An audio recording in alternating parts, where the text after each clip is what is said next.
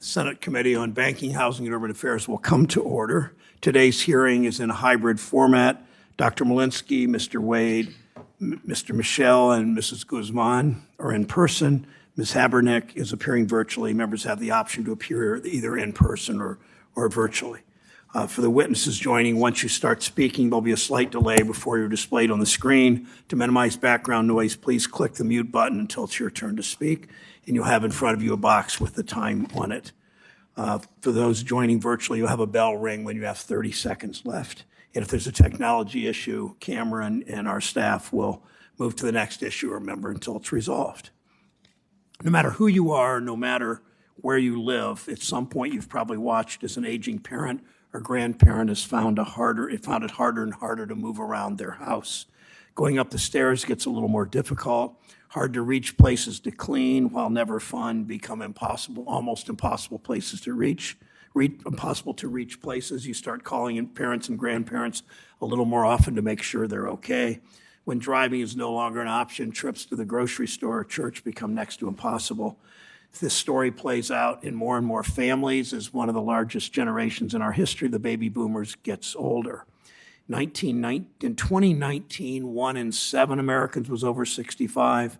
By 2040, it will be 1 in 5. As people live longer, the homes and communities where they've made their lives and where they want to stay aren't keeping up. Across the country, whether you rent or own, housing is too expensive and not accessible enough to meet the needs of the growing number of older adults. While most seniors own their own home, homeownership isn't offering the financial protection in many cases as it used to. A smaller share of seniors own their homes today than did in previous generations, and more of today's senior homeowners are still paying a mortgage. Seniors who rent have even less to fall back on. We knew that Black and brown home households face barriers to home ownership and are more likely to rent their homes. That leaves more seniors than ever realizing they can't stay in their homes without some kind of assistance. HUD, local governments, nonprofits just can't keep up. In 2017, and many of you have heard these statistics, this committee certainly has, before the pandemic, 10 million seniors paid more than 30% of their income for housing. That's an all-time high. 5 million of these households paid over half their income in housing. We know what that does to young families. We know what it does to older people. With less money left over each month, it's too expensive for older renters and homeowners to do the renovations and modifications they would need to keep their homes safe and affordable. Things like adding a ramp or grab bars or weatherizing to save on heat bills. My old friend Tom Harkin, who served with Senator Toomey and me in the Senate, once told me the other day, Tom is in his early 80s, he said the secret to a long life is a handrail. And it was kind of funny, but it's kind of not. 10%, only 10% of homes are accessible with people with mobility challenges that come with age. If your home isn't safe, you can't afford to make it safe. It leaves seniors really with one final choice, and that is to go into a nursing home. That's often more expensive and may be more care than they want or need.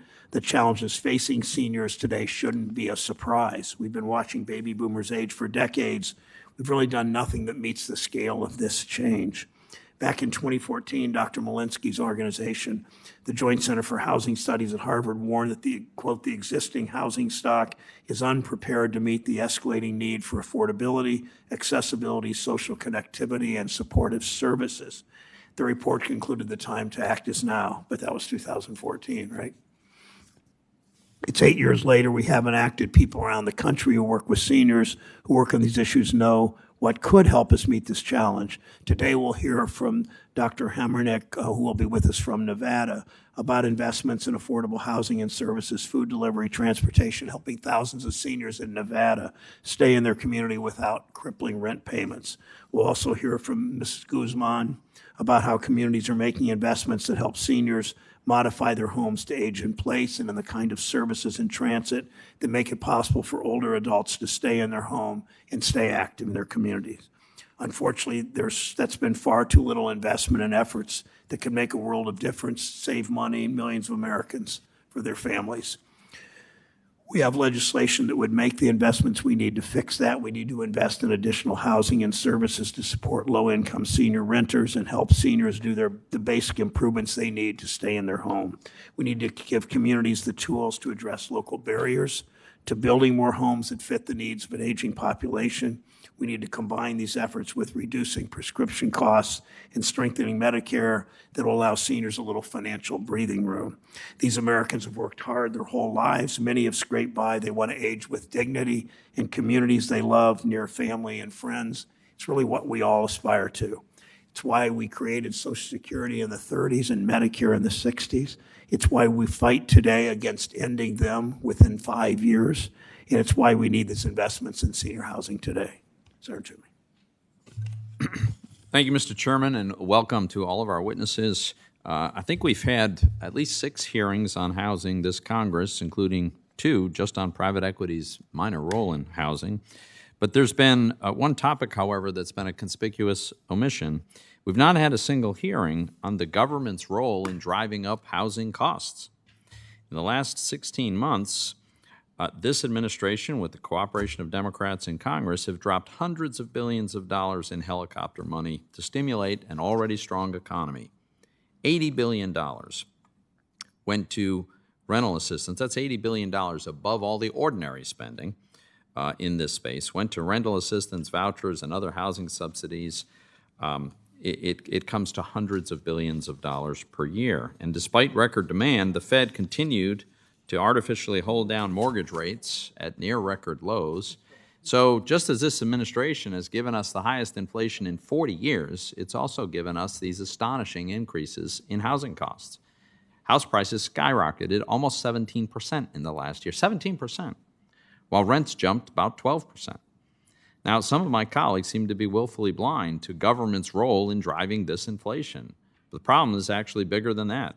Across these 6 housing hearings that we've had, this committee has spent most of its time seemingly grasping for justifications to spend even more of taxpayer money and expand government's role further. Now, setting aside the question of whether the federal government should have a role in the housing market, we should at least ask ourselves, do we really need to spend even more taxpayer money on housing? I think a more skeptical framework should guide us in these hearings. Whether in housing or otherwise, we ought to ask ourselves, what exactly is the market failure that we're trying to correct? And we should ask whether taxpayers' already generous safety net is somehow still inadequate. And in answering these questions, we should bear in mind the risk that the government solution will be worse than the problem. The risk of government failure is particularly acute when it comes to housing. The number and cost of housing subsidies that are already existing boggles the mind. There is the mortgage interest deduction, capital gains exclusion on home sales, tax deduction on property taxes, VHA, VA, USDA, mortgage insurance, and Ginnie mortgage-backed securities guarantees, down payment assistance. There's the low-income housing tax credit program. Then there's also this overlapping array of HUD programs, including project-based rental assistance, tenant-based rental assistance, public housing, Section 202 housing for the elderly, Section 811 housing for persons with disabilities, Section 521 rural rental housing, CDBG, home block grants, homelessness assistance, and then we have the GSEs, which subsidize more than half of all single-family mortgage debt, and I've probably left out a few. But look, after 50 years, and many hundreds of billions, maybe well over $1 trillion in subsidies, there's been no meaningful change in home ownership rates. In 1970, the home ownership rate in America was 64%. Today, it's 65%. Black ownership levels are similar today to when the Fair Housing Act was passed in 1968. These government policies spent an enormous amount of money, but they've mostly just made housing more expensive. The inference is inescapable. When it comes to housing, government has often been the problem, not the solution. Today, we're likely to hear that the government should further subsidize senior citizens' ability to age in place. Now, to the extent that seniors want to stay in their homes, it's certainly their right, and very understandably, that's a very strong preference for a lot of seniors. Completely understandable. But we shouldn't lose sight of the fact that it often makes perfect sense for seniors to decide to maybe move out of a 3 or 4 bedroom, 2-story house where they raise their children. Many seniors downsize to apartments, to mother-in-law suites, or to smaller homes. And in many cases, the seniors had already built up significant home equity, and so by selling their house, they have new and sometimes very significant resources relative to all of their other resources that they can use for any purpose they see fit. So my point is that downsizing can be a good thing for the senior, but also beyond that, because when a senior chooses to downsize, a new home comes on the market. Maybe the buyer will be a young couple looking to start a family. And this turnover helps to match a scarce resource to its highest and best use. So we should just be careful about any government interventions that might offset this natural set of reasonable choices that are available to people. To reduce inflation and make housing more affordable, we ought to pursue reforms that will leverage the power of free enterprise, increase housing supply, and make markets more competitive. In January, the chairman reiterated the housing finance reform principles that he released in 2019. His principles overlap considerably with the reform principles that I've released. I hope to be able to work with the chairman to develop a bipartisan consensus on this critical issue. Meanwhile, I hope the administration will finally engage on housing reform. Treasury has still not met its obligation to deliver a reform plan to Congress, and it's now 6 months overdue. So instead of seeking out any excuse or pretext to regulate more and spend more, the administration should look to opportunities for bipartisan legislation like housing finance reform that relies on free enterprise, not government, to make housing more affordable for more Americans, including seniors. Thank you, Mr. Chairman. Thank you, Senator Toomey. I'll introduce the 5 witnesses. Dr. Jennifer Molinsky is the Project Director of the Housing and Aging Society Program at the Joint Center for Housing Studies at Harvard University. Ms. Audra Hamernik is the President and CEO of Nevada Hand. She is joining us from Nevada, a nonprofit organization providing affordable housing and supportive services to low-income families and individuals in Southern Nevada. Senator Cortez Masto would like to have introduced you, Ms. Hamernik, but she will be here in a few moments to ask questions. Thomas Wade is the Director of Financial Services and Housing Policy at the American Action Forum. He joins us here in person. Mr. Norbert Michel is the Vice President and Director of the Cato Institute Center for Monetary and Financial Alternatives. He will be joining us, I believe, from his office in Washington. And Mrs. Shannon Guzman is a Senior Strategy Policy Advisor with the Aarp Public Policy Institute working on housing. She was previously a Senior Planner in County Government in Maryland. Dr. Molinsky, if you would begin. Thank you. Thank you, Chairman Brown, Ranking Member Toomey, and members of the committee. Thank you for the opportunity to testify at this hearing. I'm Jennifer Molinsky, Project Director of the Housing and Aging Society Program at Harvard's Joint Center for Housing Studies. This is a critical moment in which to consider investments in the housing needs of the nation's older adults. While the number of people 65 and over has increased dramatically since the first baby boomers reached that age a decade ago, in just 3 years, the leading edge of that cohort turns 80. By 2035, the Census Bureau projects that the population 80 and over will grow to nearly 24 million people, fully doubling from 2016. Many of these older adults will live alone and on limited incomes, and many will have mobility and other health challenges. Demand for affordable, accessible housing, in-home services, and neighborhood supports and amenities is set to soar, yet right now we fall well short of meeting even today's needs. Without concerted action, we are on track for even graver deficiencies that may diminish older people's health and ability to remain in their communities, increase the cost of public programs, and exacerbate deep and long-standing inequalities. I'll highlight 4 specific challenges in my remarks. First, there is enormous unmet need for affordable rental housing for older adults. Over 10 million households headed by someone 65 and over are cost-burdened, paying more than a third of their income on housing. Half of these pay more than 50%. Nearly 3/4 of renters earning under $15,000 a year are cost-burdened. To compensate, households often cut back on food and medical care and medicine, which can be detrimental to those with chronic health conditions. Renters, often on fixed incomes, are particularly at risk of rising housing costs and have a much smaller personal safety net. In 2019, the median older adult renter had a net wealth under $6,000. At last measure, over 2.2 million older, very low-income renter households had worst-case housing needs, defined as having severe cost burdens, living in severely inadequate housing, or both. Only 36% of income-eligible older adults receive federal housing assistance, and trends point to greater demand for support in coming years. The number of income-eligible households will increase with population growth and widening income disparities, and rentership rates are rising, in part because people now nearing retirement were particularly hard hit by the foreclosure crisis. Expanding rental assistance can provide needed stability to these households, but also address a growing homelessness crisis among older adults. Affordability challenges are disproportionately felt by older people of color. Long-standing disparities in access to well-paying jobs and homeownership opportunities have resulted in steep gaps in homeownership with white households and greater financial insecurity, particularly for older Black and Hispanic households. Second, very little of the nation's housing stock offers even the most basic of accessibility features. Our analysis shows that less than 4% of the nation's stock offers a no-step entry, single-floor living, and wide enough hallways and doorways to accommodate a wheelchair. Older people are most likely to report difficulties entering, navigating, and using different parts of their homes. Support is needed for renters and property owners, as well as older homeowners, to make modifications and maintain housing in safe condition. Third, the need for assistance and services that support older adults with activities of daily living and household tasks is escalating. Service-enriched affordable housing has been shown to support independence, reduce health care costs, but need outstrips demand. Demand will grow for supports and services delivered to middle-income older adults who typically cannot afford assisted living. Fourth, our research shows that many older adults live in places that lack livability features such as neighborhood services, transportation alternatives, safe streets, and opportunities for engagement. These all contribute to well-being and can even combat isolation and loneliness, which are both serious health issues in their own right. Housing options are part of livability, particularly for those seeking to remain in their communities when their current home no longer fits their needs. But options can be few in high-cost locations and in suburban and rural communities dominated by single-family homes, in part due to zoning barriers. We can address the challenges I've outlined with comprehensive and coordinated policies to build, preserve, and retrofit affordable housing, assist owners and landlords with accessibility modifications, connect housing with supports, services, and transportation, and help communities thrive. We can ensure that the oldest people in our nation have housing that provides a sound foundation for a good quality of life.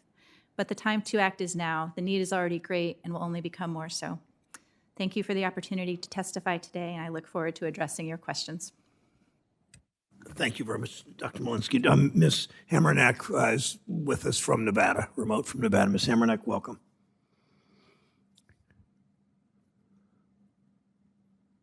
Housing developer, and we happen to be a not-for-profit agency. We're dedicated to the financing, development, construction, and management of high-quality, affordable apartment homes. Over the last 29 years, Nevada Hand has constructed 35 apartment communities that house over 8,000 residents in over 4,700 units of rental housing. We've been able to build these housing units using low-income housing tax credit program, home funds, National Housing Trust Fund, and other local and state federal resources. We have 11 family communities, the only 2 affordable assisted living communities in Nevada, and 22 senior communities housing over 2,900 seniors. For over 25 years, I've worked in local government, led a housing finance agency, and now leading a nonprofit. And my experience is in real estate, financial services, and social impact lending. Today, I want to present to you the model of resident services we use at Nevada Hand, the need for affordable housing, especially for seniors, and the barriers and a few solutions that we are considering in Nevada. At Nevada Hand, we build affordable housing, but at every one of our communities, we provide support to every single tenant. Our resident services focus on 4 things: financial stability, education, health and wellness, and community engagement. We provide on-site food pantries, transportation services, wellness fairs, vaccine clinics, health and wellness programs, chair yoga, senior sneakers, walking club, all things that combat isolation and create community. But I really want to talk to you about the need. Nevada has the most significant housing need in the United States. We have the lowest statewide supply. We have the lowest metro area supply in Southern Nevada, Las Vegas area, and we have the highest cost burden. 82% of seniors are extremely low income renters. Nevada has a shortage of roughly 84,000 units of affordable housing. And we, just at Nevada Hand, are receiving 2,000 calls a day from seniors. And last week, we had 10 vacancies. So out of the 700 units we have under construction right now, and we have an additional 200 that we're rehabbing, we realize it's a drop in the bucket when there's 84,000 units in need that we need to create. Across the country, there's approximately 36% renter households. In Nevada, that's 45% renter households. And the current median rent right now in Las Vegas is $1,600 a month, while we're able to provide rents at an average of $733 a month. And that's the power of the tax credit program. So according to the National Home Builders, building 100 units of affordable housing creates lots of economic impact for the community. 11 million in local income, 2.2 in taxes and revenues, and creates 161 local jobs. That's just for 100 units built. But there are some barriers. Land availability, too few tax credits, too few housing choice vouchers, and now material costs are really a big impact. In Nevada, over 80% of the land is owned by the federal government. We know that Senator Cortez Masto has introduced the Southern Nevada Economic Development and Conservation Act bill that will provide lands for conservation, but also for affordable housing. Out of our 35 developments, we can see that one was built on land that was transferred by BLM. And we're competing for land in the open marketplace with residential, non-residential, and very rarely are we competing with other folks doing affordable housing work. It's usually luxury housing. And there really is a lack of tax credits. In our deals, the tax credit equity equals around 75–80% of our capital stack to actually build the apartments. Due to the number of tax credits allocated to Nevada, we're able to build one community a year using the 9% round. And an increase in credit simply means an increase in affordable housing. There is also a lack of housing choice vouchers. 82% of extremely low-income renters in Nevada are cost burdened, and we are not surprised by that number. Funding for rental assistance is not equal across the states. Currently, many housing programs allocate resources based on population, let's say the low-income housing tax credit program, but that's not the case for housing choice vouchers. The formula has not changed. So we are getting the same level of housing choice vouchers allocated to Nevada from the beginning of time. And it really isn't fair for high growth population areas. And I have to mention material cost. A unit that we could build in November of 2020 for $94,000, that same unit costs us now $147,000. $94,000 to $147,000. That's a 55% increase in 16 months. And this just results in less units being built. So in conclusion, the need is great. We have supply and demand issues. There are barriers, but they are solvable. Thank you very much. Thank you very much. Mr. West is recognized for 5 minutes. Welcome. Chairman Brown, Ranking Member Toomey, and members of the committee, thank you for the privilege of appearing before you today to discuss the housing challenges facing America's seniors and all Americans. I'd like to summarize my written testimony by making 3 major points. First, increased government intervention in the housing market has in many, if not most cases, done more harm than good. Congressional subsidies and agency policies have a patchy record of success at best, and homeownership rates remain roughly the same as they did in the 1970s, as Senator Toomey mentioned. Further congressional action will continue to artificially distort the free market, reducing the ability of private actors to compete. This lowers the quality of services, reduces availability, and increases the prices of available homes, all while increasing the systemic risk present in the housing ecosystem at a time of significant market stress. Second, no specific policies for addressing the housing needs of seniors can offset the negative impact of a poor macroeconomic environment. Due to prior policy errors, the United States is facing inflation levels previously unseen in a generation, which harm seniors and vulnerable populations the most. Congress would be better placed to form a more complete understanding of the current state of existing subsidies, both of existing housing and urban development initiatives and COVID-19 grants, from which a significant amount of funding remains unspent. We learned from the Department of Treasury yesterday that little over half of federal rental aid has been dispersed at this point in the pandemic. Third and finally, further demand-side subsidies fail to account for, and indeed instead exacerbate, the 2 primary underlying causes of stress in the housing market, a lack of supply and the role played by the government-sponsored enterprises, or GSEs, Fannie Mae and Freddie Mac. If Congress must intervene in the functioning of the free market to meet specific policy goals, it must do so on the supply side, for example, by changing local zoning regulations or investigating the barriers to construction and continuing the efforts to end the conservatorship of the GSEs. By contrast, demand subsidies increase aggregate demand, which results in a rise in house prices, making housing unaffordable to those who need it most. Congress may achieve precisely the opposite of what it sets out to do. And if you'll forgive me for ending on a personal note, a month ago I had the privilege of taking the oath of allegiance and nationalizing as an American citizen. So the ability to perform my civic duty today is particularly meaningful. Thank you, and I look forward to your questions. Congratulations. Perhaps people naturalize give shorter testimonies too, so thank you for that. Not to make light of anybody else's testimony. Norbert Michel is with us, I believe, from his office in Washington. Mr. Michel. Thank you. Thank you, Senator. Good morning, Chairman Brown, Ranking Member Toomey, members of the committee. Thank you for this opportunity to testify today. I'm the Vice President and Director for our Center for Monetary and Financial Alternatives at the Cato Institute. The views that I express in this testimony are my own, and they should not be construed as representing any official position of the Cato Institute. In my testimony today, I argue that the best way to make housing more affordable is for the federal government to reverse course on policies that increase demand. These policies make goods and services, including housing, less affordable because they artificially boost demand in supply-constrained markets. And I'll expand on this argument with three main points. First, the level of federal involvement in housing has been escalating for decades along with housing costs, and that correlation is no accident. Combined, Fannie, Freddie, and the FHA have been behind more than half of outstanding mortgage debt per year for decades, in some years responsible for a share of close to 70%. From 2009 to 2020, Fannie and Freddie's annual share of the total mortgage-backed securities market averaged 70%, including Ginnie Mae in that total. The federal share has averaged 92% per year from 2009 to 2020. Virtually all of these federal housing policies, even those outside of the GSEs and FHA, are geared toward increasing demand, usually through leverage.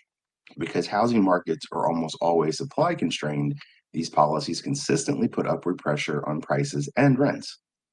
They include everything from supporting the GSEs to providing housing allowances to military and other government employees, as well as providing Section 8 vouchers. The economic principles are the same for assistance and subsidies that pay for housing.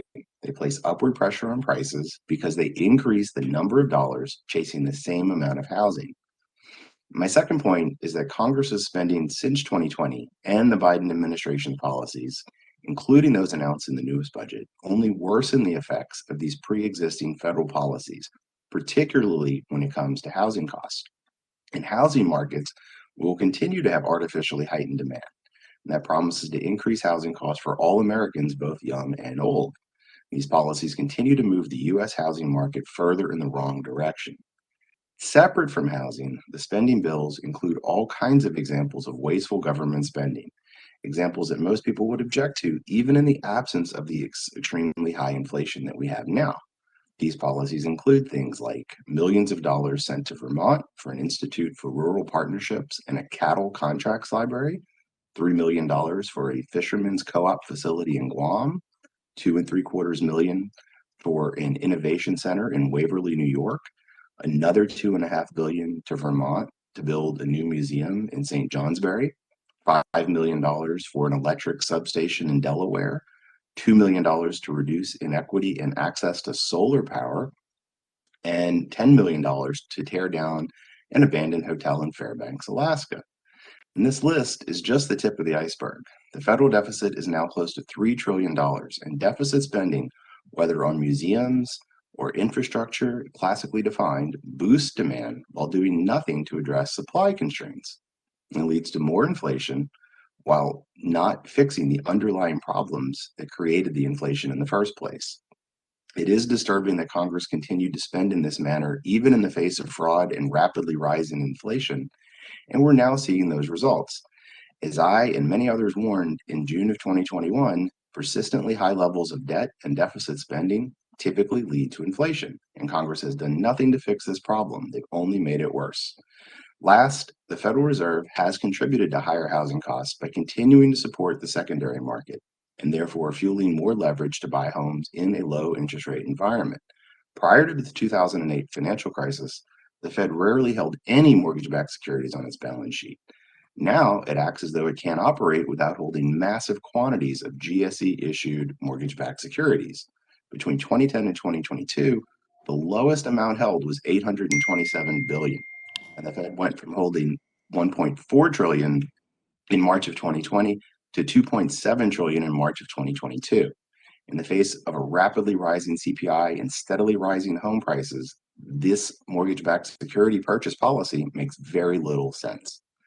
Thank you for your consideration. I'm happy to answer any questions you may have. Thank you, Mr. Michel. Mrs. Guzman is welcome. 5 minutes. Good morning, Chairman Brown, Ranking Member Toomey, and members of the Senate Banking Committee. My name is Shannon Guzman, Senior Strategic Policy Advisor in the AARP Public Policy Institute. Thank you for the opportunity to address the urgent housing needs of America's older adults. Housing is precarious for too many older adults and their families. For over a decade, AARP has been focused on how to foster communities that can support a diverse aging population. The AARP Livability Index scores every neighborhood in the U.S. for what people need most. Our state offices advocate for state and local policies to advance housing that help people age in place. The AARP Community Challenge Grant Program has invested over $9 million in more than 800 grants across all states. The AARP network of age-friendly states and communities empowers residents and leaders with information to make better choices in ways that benefit residents of all ages. We do this because the number of people aged 65 and older will exceed the number of children under 18 for the first time in U.S. history in 2034. Over the next 20 years, 85% of new households will be headed by someone aged 65 and older. And the majority of older adults consistently tell AARP that they want to age in their homes and communities. However, we should remember that the median income for an older adult in 2019 was just over $27,000. And in that same year, nearly 1 in 10 people aged 65 and older lived in poverty. Older adults are not a homogeneous group. They are becoming more racially and ethnically diverse, with about 20% over age 65 still working. At the same time, health conditions often become more challenging as the risk of developing disabilities increases with age. The need for accessible and affordable housing is therefore growing, not only for older adults who want to remain independent, but for the 48 million family caregivers who care for them. The housing challenges of older adults are part of a larger national housing crisis. Both housing and rental markets have experienced significant price increases recently. Higher property taxes due to rising home values and higher priced basic goods due to inflation are putting a financial strain on older adult households who are more likely to be retired and living on fixed incomes. As a result, evictions and homelessness among older Americans are on the rise, and home ownership rates are falling for every age group. Racial disparities are evident in these trends, and the pandemic has only increased housing instability among older adults, with many behind in their rent or mortgage payments. In the statement we have submitted for record, we offer numerous policy solutions that can be considered at the federal, state, and local level. In particular, we urge Congress to strengthen the Section 202 and Section 8 programs, invest in public housing and supportive services, and urge more rigorous enforcement of the Fair Housing Act and the restoration of the affirmatively furthering fair housing rule. Loss mitigation for reverse mortgage borrowers, and federal incentives to spur local and state zoning reform to encourage more accessory dwelling units and manufactured housing could also be of great benefit. Finally, both public and private efforts to promote home modifications to improve accessibility, including AARP's own Home Fit guides and initiative with Lowe's, can help older adults stay in their homes and communities. Thank you again for the opportunity to testify today on the housing challenges facing older adults, and I look forward to your questions. Thank you very much, Ms. Guzman. Let me start with Dr. Molinsky. When a senior spends more on housing than she can afford, what kinds of things get cut out? What's the effect of these budget cuts? Thank you for the question, Senator. It's a dramatic decrease in spending on healthcare, so out-of-pocket healthcare, which can include medication, co-pays, food and transportation, and to the extent that people are still working, saving for retirement dries up. So we've compared extremely low-income renters who are severely cost-burdened with those who are affordably housed, and they are spending, those who are severely cost-burdened are spending about half on food and out-of-pocket medical costs. Okay, thank you for that. Ms. Guzman, we know that eviction and foreclosure can be one of the greatest tragedies inflicted on anybody in this world, but can present uniquely devastating consequences for seniors. We have spent much of our time in committee talking about foreclosures and evictions for young families. It's children go to different school districts, all the things that can happen. One of the beauties of the child tax credit, I saw someone said that because so many families struggle in the last 2 weeks of the month to pay their rent, someone wrote that the child tax credit provided people a little joy of end of the month breathing space and what that can mean for families. But talk, if you would, challenges that emerge when seniors lose their home a little differently from younger families. Talk that through with us. Sure, I'm happy to do so. When seniors are housing cost burden, they have less of an opportunity to be able to pay for the services and goods that are essential to their livelihood. And when they are faced with eviction or foreclosure, that teeters them on the edge of homelessness. And when someone who is older loses their home, it's harder for them to recover. They may have to leave their community.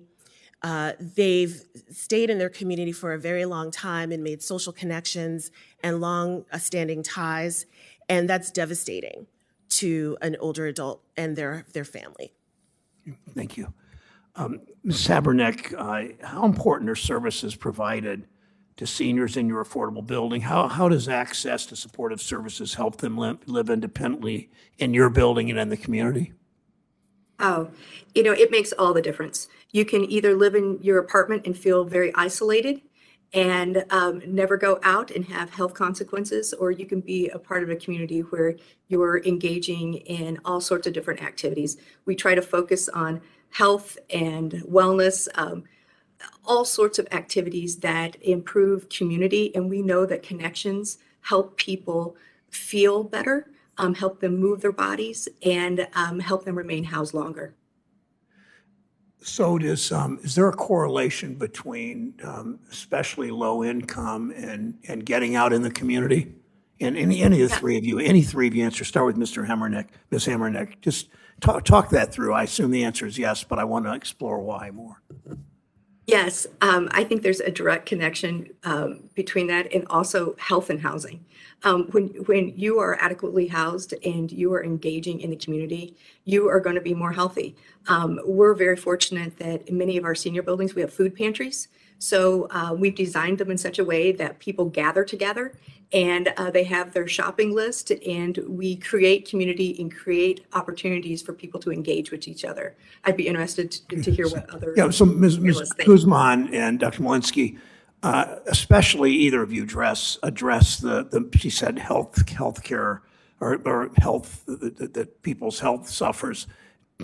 Work mental health into that answer, would you? When people don't get out, they probably don't live as long. They probably have more mental health challenges. They're just income doesn't really allow them to get out as much. Give us some thoughts about that, Ms. Guzman and Dr. Molinsky. Sure. There are several reasons why older adults may face social isolation. One may be due to a lack of community connection, but also because their housing doesn't work for them. There are barriers within their home that make it hard for them to connect, or they don't have access to places to socialize easily, or they may be without broadband where they could connect with people online. And this is detrimental to their mental and physical health if they cannot get out of their homes, maybe walk to the grocery store for healthy food options, to walk to a local park for exercise, or to just make those connections in the community. Dr. Molinsky, your comments. Yeah, loneliness and isolation have been compared to cigarette smoking in terms of their impact on physical health, early mortality, definitely depression and other mental health issues.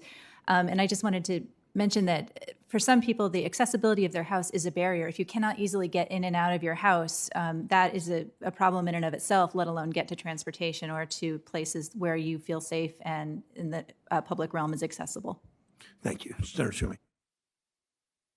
Thank you, Mr. Chairman. I think we all know senior citizens are some of the hardest hit by inflation. A few weeks ago, the president said, and I quote, "It was simply not true that the reason for inflation is the government is spending more money," end quote. The administration and some of my Democratic colleagues have blamed a lot of folks for inflation. They blamed the supply chain. They try to blame corporate greed. Now they blame Vladimir Putin. But that's not necessarily the view of all the Democrat economists. The former Obama Treasury official Stephen Ratner has said, and I quote, "This is Biden's inflation and he needs to own it," end quote. That is, in fact, the way it looks to me. It looks to me like massive excess spending in recent years combined with the Fed's lax monetary policy has given us this inflationary environment. So, Mr. Michel, at a macro level, would you agree that it's not the supply chain, it's not Vladimir Putin, but at a macro level, it's been too much spending and too much easy money that has created this inflationary environment? Yes, Senator, I agree. I don't think among economists it's very controversial that if you have persistently high levels of debt and deficit spending, you're going to get inflation. Lauren Summers is another, I guess you would say, Democrat administration economist who has pointed this out for a while. Administration and Congress have been implementing trillions in deficit spending, $7.5 trillion in packages totaling over the last year and a half, and about a $3 trillion deficit. Doesn't matter if we call this infrastructure spending. We have to sell treasuries to finance that spending. That's money coming into the economy, and you end up with more money chasing the same amount of goods. And So when you throw Sorry, go ahead. But no, I appreciate that. And I specifically asked about the macro, and you answered that. Let me follow up with a question at a more micro level. It seems to me there's a lot of data that shows a tremendous correlation between accelerating costs for higher education correlated to more government spending for higher education. And so my question is it your view that the same dynamic occurs in the housing space when government increases its spending on housing? Does that tend to increase the prices for housing? Yes, that's my view. And what's the mechanism? Yes, that's my view. What's the mechanism? Why does that happen?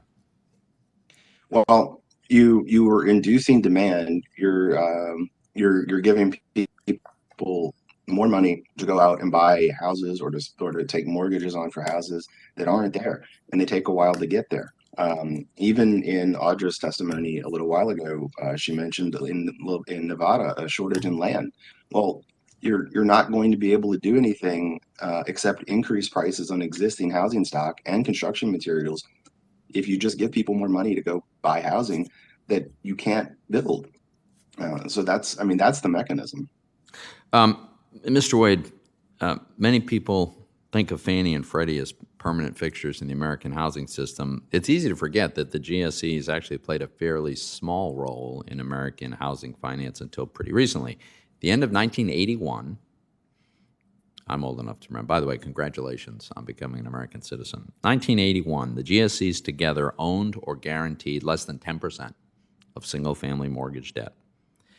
They've since grown to more than half the market. And despite all that growth of the GSEs, there's been virtually no increase in home ownership rates. So, Mr. Wade, could you give me a sense, do you think there would be adverse effects on the housing market if the GSE's footprints were shrunk on a gradual basis?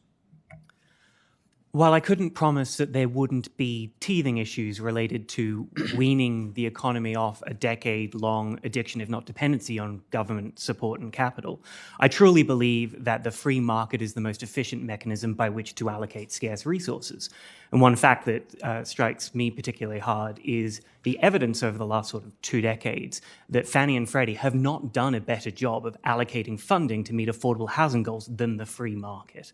At the very, very least, passed, I believe it is incumbent on Congress to ensure that Fannie and Freddie are holding enough risk to reflect holding enough capital to reflect the very real risk that they represent to the American economy. And moving into a post-GSE situation will make the economy healthier for everyone, including the most vulnerable participants. Thank you, Mr. Chairman. Senator Menendez of New Jersey is recognized. Thank you, Mr. Chairman. According to the Urban Institute, of the 16.1 million new household formations over the next 20 years, more than 80% of them will be senior households. Due to lack of affordable housing options and lasting damage from the financial and COVID crises, many of these senior households will be renters. Dr. Molinsky, what does this significant increase in senior households mean for our senior public housing capacity and the senior housing needs that Congress should prepare for? Thank you, Senator. Right now, over half of households living in public housing are headed by an older adult, and we certainly expect that, given the statistics that you just mentioned, that will increase. That brings with it needs for, and also I should say that only 36% of our older adults receive the rental assistance that they're income eligible for. So as we see that number of income eligible groups, households grow, we're going to see increased demand for these programs for public housing, which does provide more accessible housing than other market rate affordable rentals, and also programs like Section 202 and project-based Section 8, which provides services as well, which are going to be increasingly important. Well, HUD's Section 202 housing for elderly program provides seniors, as you said, with affordable housing options and service coordinators to connect them with additional services and supports they need to age in place, which is far less costly to us than the alternatives. However, the program has been severely underfunded for over a decade. In 2010, Congress appropriated more than $450 million for the construction of new Section 202 housing. The final FY22 omnibus that was enacted earlier this month provided only $199 million. That's an enormous cut when the population is going up and we're going the opposite direction. And the president's budget for FY23 asked for even less. So I've strongly advocated for more robust funding in years past, and I hope my colleagues will join me in calling for enough funding to meet the rising needs of older Americans aging in place. Bless you, Chairman. Aging in place at the end of the day is far more dignified, far less costly to us as a society. The shortage of affordable housing is crushing our seniors. In my home state of New Jersey, one Section 202 provider has waiting lists 8 to 10 years long to get into their communities. With wait lists that long, the sad reality is that some seniors may never have the opportunity to benefit from these critical programs. Mrs. Guzman, can you describe the struggles that AARP members face when looking for affordable housing? Thank you, Senator Menendez. Yes, I can. Older adults are having a difficult time because the affordable housing options are just not available to them in their communities. And it's what they have to pay is putting a strain on their household budgets. And so what they need are housing options, a variety of housing options that can work for them to meet them at their income levels, whatever those may be. So we advocate for accessory dwelling units, which are smaller units that can fit on an existing property of someone's home. They could be attached or detached. That can serve as a place for someone to remain in their homes. They could stay there. They could rent out their larger home. They could also supplement their retirement income by renting that unit out. So there are different ways. There's also manufactured housing as well, which is an affordable housing option. But those need both of those housing options need to be allowed in various communities across the country. And with new or reformed zoning laws, communities can add those housing types to their communities so that older adults have a place to stay. Mm-hmm. Well, the shortage of senior housing is only going to grow over time. According to the Joint Center, 31% of 65 to 79-year-old renter households in New Jersey, for example, spend more than half of their incomes on housing. A National Low-Income Housing Coalition report says, quote, older adults are at the center of our nation's housing affordability and homelessness crisis, close quote. To me, that's a call to action. So, Dr. Molinsky, what has the Joint Center's research shown about the impact on the lowest income senior household of paying more than they can afford for their housing? When this happens, there are cutbacks in food and medication and out-of-pocket spending on healthcare, less savings for retirement, less spent on transportation. People may be forced to make an unwanted move, which takes them away from their support networks, doubling up with family instability. And the homelessness crisis among older adults is growing. It's the numbers have gone up, especially among the younger baby boomers. And so we are concerned about all of these things, about displacement from one's community and one's home, and all the necessities that affect health and well-being that people forego. Well, let me close by saying it's amazing in America that the choices are between putting food on the table, having access to your prescription drugs, and or the place that you're going to call home. And that's what these seniors are facing. We are facing both a housing affordability and a housing supply crisis. And without significant investments in successful and trusted programs like HUD Section 202, we're not going to be prepared for the coming wave of low-income senior renters. And I look forward, Mr. Chairman, to working with you on that question. Thanks, Senator Menendez. Senator Smith from Minnesota is recognized from her office. Great. Thank you, Mr. Chair, and thanks to all of our panelists for joining us today. So, if people don't have a safe, affordable, dignified place to work, to live, then nothing else in their life works. Not their job, not their health, nothing. And we know that for many low-income people and older Americans, public housing is what makes their lives work.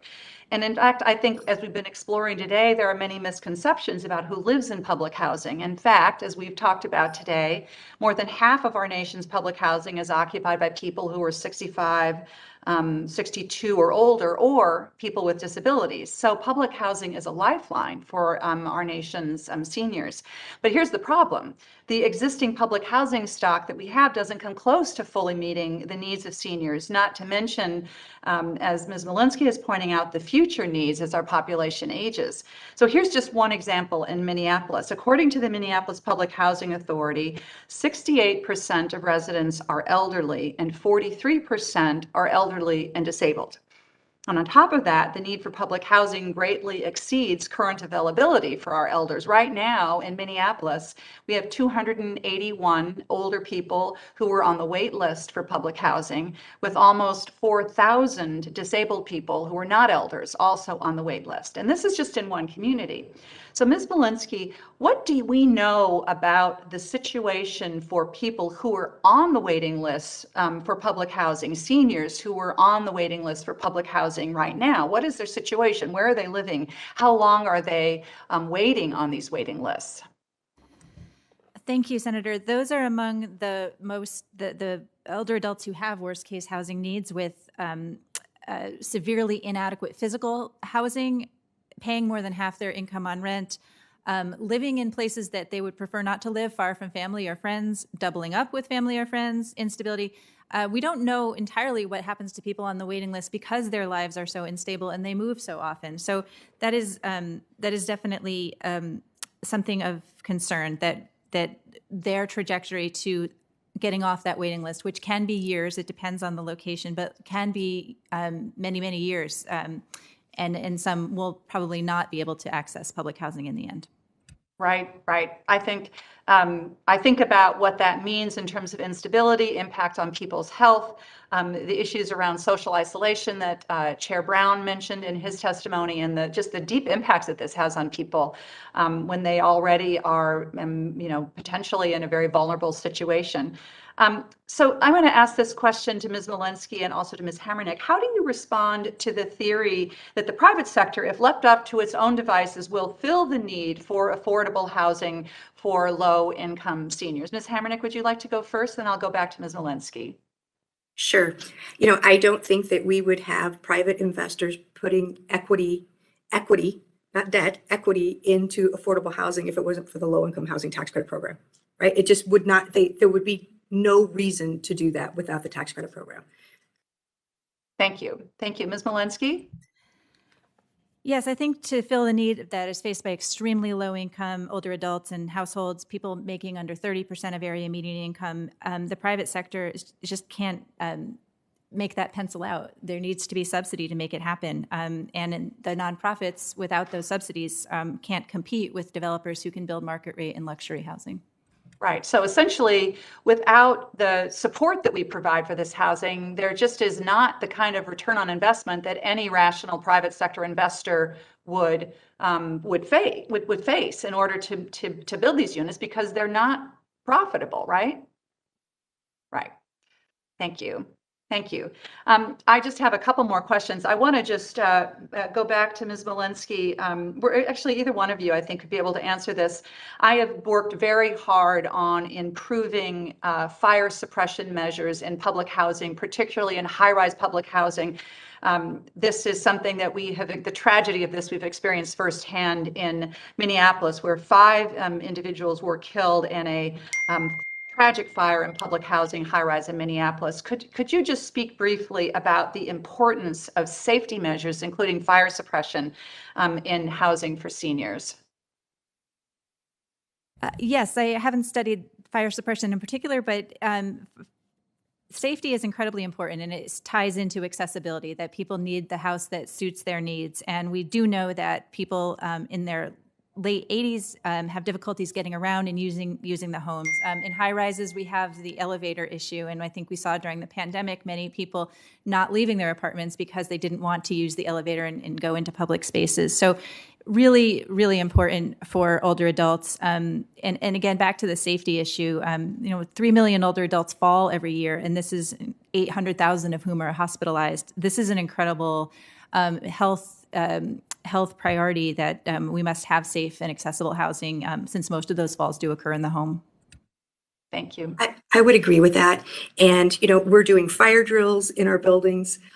We are looking to all sorts of accessibility features. Even if the resident doesn't need them, we're building in such a way that if they do need them, we can quickly retrofit and help them stay in place. Thank you very much. Thank you, Mr. Chair. Senator Smith. Senator Ossoff from Georgia is recognized from his office. Thank you, Mr. Chairman. Appreciate it. I'd like to begin with a question for you, Ms. Hamernik. A quarter of the approximately 300,000 Georgians who spend more than half of their income on housing are seniors.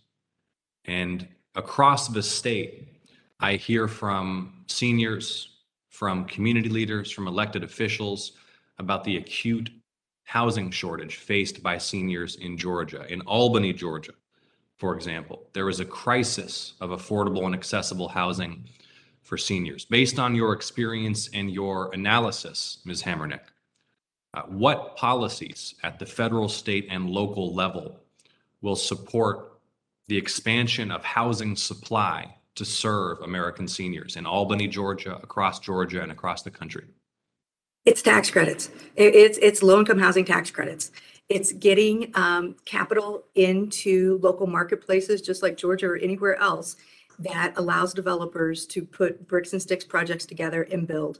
And, tax credits are rental housing only, but it's a great option. When someone was mentioning earlier about downsizing and that being a good option, downsizing into an apartment is a great solution for many seniors, and it gets them in, especially when there's strong support services. It gets them into a real community where they're much less isolated than living at home alone. Thank you, ma'am. Next question, please, for Dr. Molinsky and Ms. Guzman. Frequently hear from constituents that when seniors can find affordable housing, that the difficulties the operators of, in particular, senior-oriented and assisted living facilities face in sustaining their business models can pose dire challenges for seniors seeking housing. At one facility in Ackworth, Georgia, seniors were given just 3 days' notice to vacate before the senior housing facility suddenly closed. The only assisted living facility that accepts Medicaid patients in Camden County, Georgia, closed last summer, giving residents just 30 days to find a new place to live. Please, Dr. Molinsky and Ms. Guzman, why is it so difficult for senior housing providers to stay in business?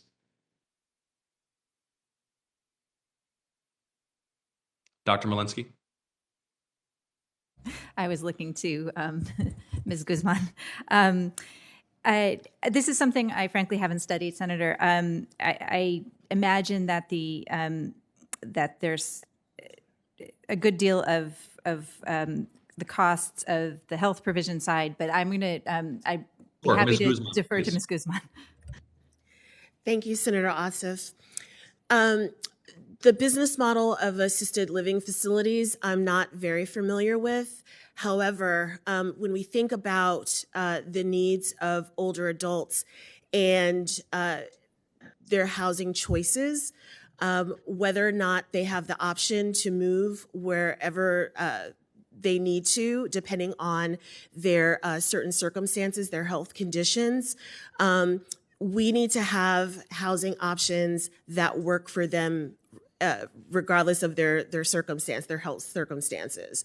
So what we'd want to see would be for older adults, because they say they want to remain in their homes and communities, to be able to access certain services in and around their home and community, so to support them prior to having to go into a more institutional setting, so that they would not necessarily have to face difficulties finding a specific residential facility to move into, and so that they can remain active and independent in their own communities. Thank you. I'm going to try to get two more questions in 40 seconds. Dr. Molinsky, in a single sentence, if you'll indulge me, what is the single most significant driver of senior homelessness? Housing costs. 2 words. Of course, that's concise and effective. I'm going to follow up with you on the record. I want to direct one more question to our Cato witness, Mr. Michel. As concisely as you can, please, what do you assess to be the #1 constraint on housing supply nationally? I would have to go to zoning and land use restriction, zoning laws and land use restriction. Thank you, Mr. Chairman. I landed that at 5 minutes and I yield. 5 minutes and 3 seconds. Thank you, Senator Ossoff. Senator Sinema is recognized from her office. From Arizona. Thank you, Mr. Chairman, and thank you to our witnesses for being here today. You know, we have an obligation to ensure that all seniors can retire with dignity and respect. They've worked incredibly hard and deserve to enjoy their golden years with friends, family, and loved ones. However, far too many seniors in Arizona struggle to find affordable housing, and seniors among the most vulnerable to rising prices and rent increases. This year, Arizona was short about 270,000 housing units. The high levels of demand far outpaced the supply of housing units, which has accelerated the cost of rent. Dr. Molinsky, you have written about how America's housing stock is ill-suited to meet the needs of seniors. Can you explain some of the most common barriers to allowing seniors to age at home and the health implication of poorly designed homes that cannot meet a resident's physical ability? Thank you, Senator. Yes. Affordability is a major one, as I've discussed, and the instability in the housing situation and the cutbacks and other things that people must do. The physical home, the majority of older adults live in single-family homes, which are among the least accessible housing in the country. We know that less than 1%, a very minuscule amount of housing is actually fully wheelchair accessible, should that be needed. Investing in housing to make it more accessible can be really challenging for a homeowner. Adding a bathroom on the first floor or something like that can be a challenge. The connections in the community are really important. Just given the issues with isolation and loneliness, we need to help people remain engaged and part of our community, part of our society. And then those services and supports in the home, as Mrs. Guzman mentioned, people are going to be needing more and more, but there's a huge gap at the bottom for low-income people, but also middle-income people who can't afford assisted living, who are going to be needing assistance in their homes. Thank you. And Dr. Molinsky, how do you assess the state of the nation's public housing stock with respect to access for seniors and other people living with disabilities? Yes, we used American Housing Survey data and compared the publicly assisted housing, public housing, and as well as project-based, and we compared that to the homes lived in by extremely low-income older renters who did not have assistance, and we found that public housing offers more accessibility, but still less than 20% of units have basic features like single-floor living, a no-step entrance, grab bars in the bathroom. We think that 35% or so could be made more accessible with some relatively simple investments. But it's better than what you find in the private market, but it is still in need of assistance to help people stay in their homes longer and more safely, particularly given the growth in the older population of public housing residents. Thank you. Now, Ms. Guzman, thank you for being here. We're seeing a rise in homelessness in Arizona, including among our seniors. We have a safety net in place for people experiencing homelessness, but it is strained and it lacks resources. I also think that one challenge with the way that we've designed our safety net is that it often assumes that individuals who utilize the safety net can eventually return to work and build wealth to achieve financial independence. This is not possible for many seniors, and so many exhaust their eligibility for benefits without finding a viable financial path forward. Would you agree with this assessment, and can you share more about what AARP is seeing in Arizona and around the country with respect to seniors experiencing homelessness? Thank you, Senator, for your question. What we're seeing is that older adults are dealing with rising prices, rising housing prices, rising prices for basic goods and services, and they're becoming financially strained. They're not able to pay for basic needs. So groceries, transportation, medical medications. We have an example of one older adult who had to sell his home in order to pay for his medications. And this is unacceptable. We need to make sure that at all income levels, including those who are teetering on the edge of homelessness, have adequate and affordable housing. Thank you. Mr. Chairman, I yield back, and thank you for holding this hearing today.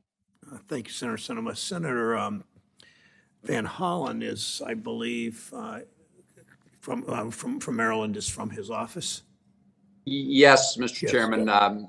Thank all of you for your testimony today and talking about all the different elements that impact on the shortage of affordable housing for our seniors. And clearly the supply side is a big issue. A number of you have also mentioned the reality that seniors also need to be able to connect with services if they don't want to go into a more restricted setting. And so that is, of course, a key component. If you look at the Section 202 supportive housing for the elderly program, that's designed, as you know, to try to provide those services. But based on the information I've got, only about half of the individuals in that program who are already eligible for supportive services are able to access them. The funding is not sufficient.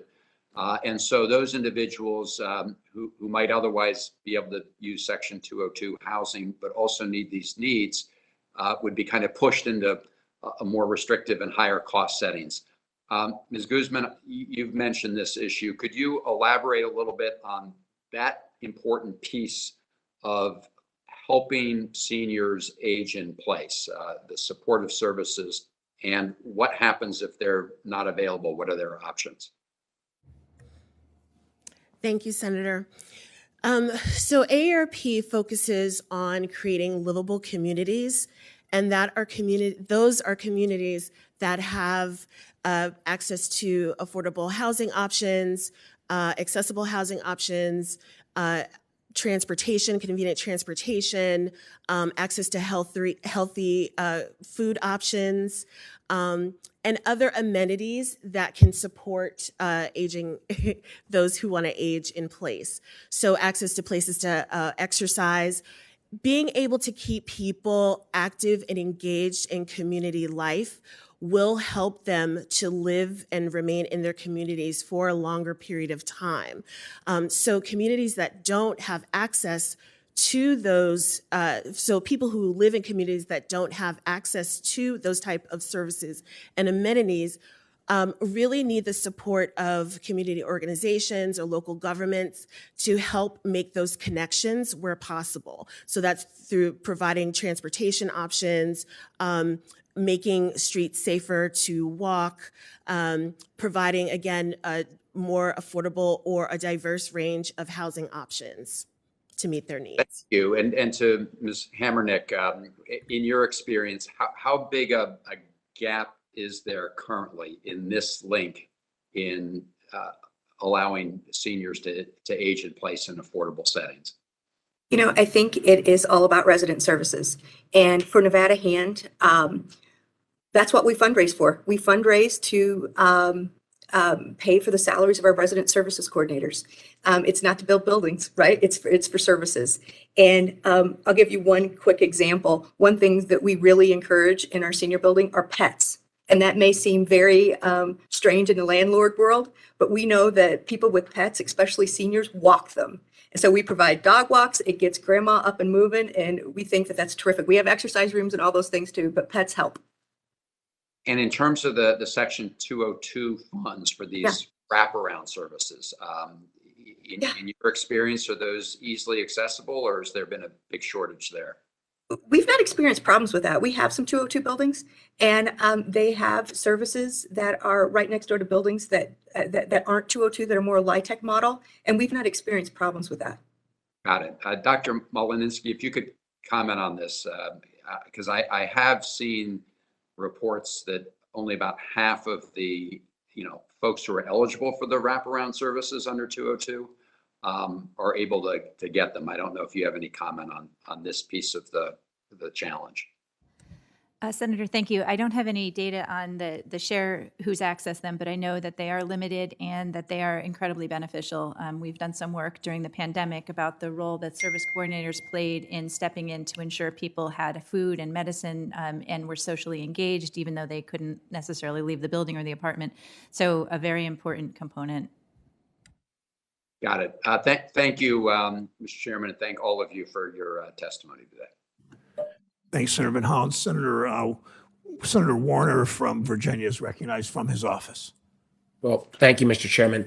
And I want to follow up on some of the comments, slightly different direction, but some of the comments that Senator Van Hollen was making about the 202 supportive housing. And I'm going to direct these to Dr. Molinsky. I raised yesterday with our O&B director in a different hearing. We've all seen rents go up, about 14%. Some places that are actually even doubled. We've seen the increasing shortage of housing supply, particularly I see in Virginia in rural communities. The chairman and I have worked on initiatives where we can try to increase the amount of housing supply, particularly for low and moderate income. When we think about seniors, kind of within the overall universe here, Dr. Molinsky, in the president's budget, he put that $966 million into this program about housing supply, around wraparound services, some of the things that Senator Van Hollen was talking about around wraparound. How do we, are there things, how will President Biden's budget address the housing supply issue, and are there other things we should be looking at? Thank you for the question. Certainly housing supply for especially low-income, older renters is incredibly important. We simply don't have enough to serve the people that we have in need and who are eligible right now, given and hence those long waiting lists that we talked about. and having those wraparound services are a key component of that for all the reasons that that we've discussed and Mrs. Guzman discussed. I think that one of the benefits of these programs is that they are deeply affordable, that they serve people at 30% of income or lower, and that is really hard to find outside of these subsidy models, these important housing programs. Well, one of the things I want, and I'll stay with you on this topic, Dr. Molinsky. Another issue that a lot of us on the committee is trying to take on is the challenges around racial wealth gap, and a lot of that racial wealth gap is due to home ownership. And one of the things I'm concerned about is that one racial wealth gap, Black and white families happens at a young age, also happens at folks who are seniors, and the number of African American seniors and people of color seniors who are having to kind of dispose of their equity in their later years, or and you and the folks at the Joint Center, looked at these issues as we address senior housing on how we can also take on some of these questions around racial wealth gap. Yes, the racial wealth gap in homeownership is striking among those 65 and over. It's at a high of 20 percentage points with white households. So this is definitely, and the disparity has widened since the recession. So this is definitely a concern. And when I mentioned earlier that the median older renter has a net wealth of $6,000, that compares to the median homeowner who has $343,000. So there's really important reasons for bolstering homeownership, especially among younger people, so that they can carry that equity into older age. But for now, helping older adults access equity in their homes is going to be important, and helping them do so in a way that is the best choice for them. So whether that's a reverse mortgage or some other method, that will be an important part of the conversation too. Well, I would just say, and this was an issue I worked again with the chairman on, in the reconciliation package, we had I think a very creative effort that was geared at first generation, first time home buyers, which by definition are 2/3 basically people of color, that would, along with a little bit of down payment assistance, would literally have created, if you could afford a 30-year mortgage, it would have provided you a 20-year mortgage. The effect of that payment system would have doubled your equity in about 10 years. And if we're going to take on this issue, I think we're going to have to be creative, not only in terms of down payment assistance, but really some of these issues that will address the ability to build equity at a rapid rate. And look forward, Mr. Chairman, to continue working with you and folks on the committee on this issue. Thank you. Thank you, Senator Warner. Senator Warren from Massachusetts is recognized for 5 minutes. Thank you, Mr. Chairman. The affordable housing crisis has affected families across the country who are struggling to keep up with rising housing costs. And America's seniors, who often live on fixed incomes that can't meet the demands of unrelenting rent increases, have been hit especially hard. Manufactured homes that are factory built and anchored on a plot of land, have become an essential source of housing for seniors who are looking to own their own homes and be able to age in place. Nearly half of the more than 22 million Americans who live in manufactured housing are seniors. Ms. Guzman, you are an expert on older Americans' housing needs, so let me ask you, what are the characteristics of manufactured housing that makes it a desirable alternative for seniors? Thank you, Senator Warren. So manufactured housing is cheaper to build than single-family housing, and they are a more affordable option for older adults. They're also located in communities where they're clustered together. And so this allows for residents to get together socially. It also allows for delivery of services, certain services, because they're clustered together, so in-home care or Meals to Wheels programs. But there are limitations to manufactured housing in that they're not allowed everywhere. They're not allowed to be developed everywhere. So let's get into this. So what you're telling me, though, is when you can get a community together of manufactured housing, it can be a terrific alternative for seniors. Yes. Because of affordability, because of the fact that people can come together. Manufactured housing, however, is not just attractive to seniors. A few decades ago, manufactured housing communities were generally owned by mom and pop businesses. But as the population aged and our housing supply has dwindled, the smell of money lured new players, and those are the big investors.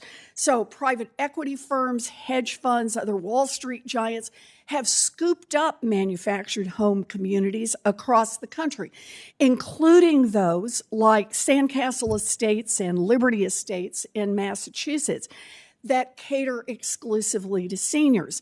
Institutional investors accounted for nearly 1/4 of manufactured housing park purchases between 2019 and 2021, a 10 percentage point jump in just 2 years. Dr. Molinsky, you lead research on seniors' access to safe and affordable housing. So let me ask you the same question I asked Ms. Guzman, but this time about the giant investors. What characteristics of manufactured home communities, particularly those that cater to seniors, make them so attractive to Wall Street? Thank you, Senator Warren. Yeah, these investments can be very profitable. Residents typically own their homes but rent the land underneath in these communities. So an investor purchasing a community can raise the lot rent and other fees. This can put residents in a bind. The cost of moving their homes can be more than they can afford or even physically impossible, and the increased rent can make it harder to resell a home. So residents have few alternatives but to pay the increased rent, but for those on fixed incomes, this means less left over for food and medication and healthcare trade-offs that we often see when housing is unaffordable. And for older adults in particular, a move can be disruptive, taking people away from support networks and community. Yeah, make no mistake, trapping tenants is a key part of the investment strategy. And we know this because investors actually say it out loud. One online investor boot camp for those interested in manufactured housing investments states, and I quote here, "The fact that tenants can't afford the $5,000 it costs to move a mobile home keeps revenues stable and makes it easy to raise rents without losing any occupancy." End quote. In fact, according to one analyst report, since 2000, manufactured housing is the only real estate asset class that hasn't experienced any annual decline in operating income in any year. With the money from big rent hikes and exorbitant fees rolling in and protection against people moving out, why wouldn't it produce huge profits? So Wall Street investors buying up manufactured home communities threatens the remaining affordable housing stock that seniors rely on.